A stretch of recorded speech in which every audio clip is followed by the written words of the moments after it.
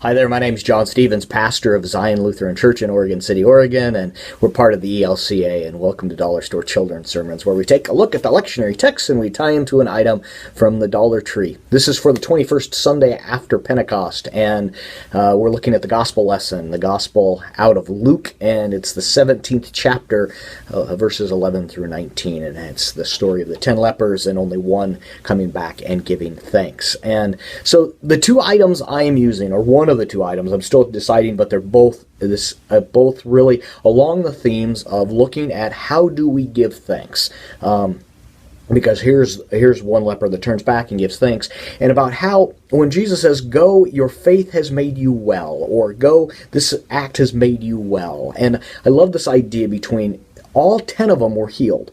All 10 of them were healed, but one of them was made well. And somehow when we live our lives in gratitude and thankfulness, that's moving us into a place where our lives become, that we live them well. And I like that. But looking at how do we give thanks? What are ways that we give thanks? And talking to the kids, what are some of the ways that you might give thanks to God for all of the things God has done?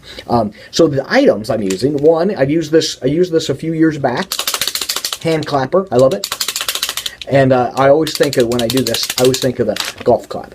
It's not the golf clap. Oh, like that, it's like almost like, oh, but just excited. Yay, giving claps. And that's one of the ways we give thanks, because you see it in church. You see it when the choir sings, and there's that interesting tension where people are like, oh, do I clap? I don't know if I should. And I love this. I love it when we clap, because it's giving thanks. It's giving thanks to the choir, but it's also lifting up and giving thanks to God. I like that. And then the other item is actually because every store is already putting Christmas stuff out, there's already Thanksgiving stuff out, and I found this little sign that says "Give Thanks."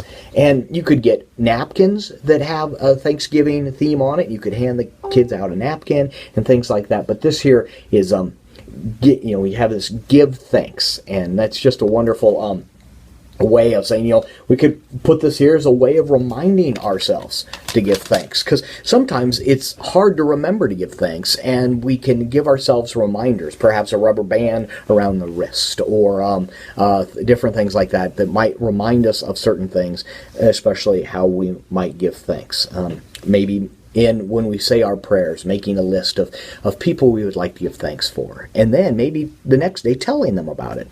All kinds of ways that we can work in this theme about how do we give thanks to our God, how do we give thanks to one another, how do we lift up this gift of giving thanks. All right, so that's what I'm working with. I hope you can use it. I hope it's a springboard for your own thinking. As always, thanks for stopping by, and I hope you have a fantastic week.